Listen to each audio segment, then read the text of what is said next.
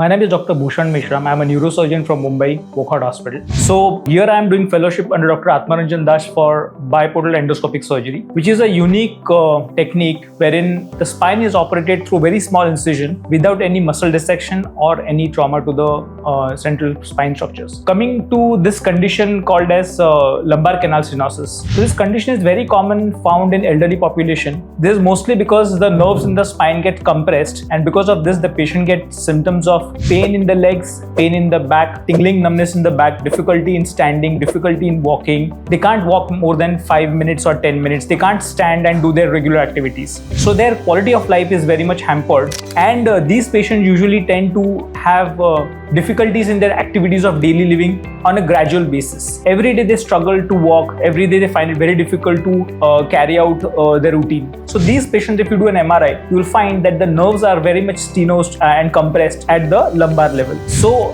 in olden days, this spine condition used to be managed with open surgeries, wherein they used to make a big cut in the center of your spine, in the center of your back. The muscles used to be exposed. The muscles were stripped off the bone. The bone was cut, and screws were inserted. But the same technique now can be done in a revolutionary way.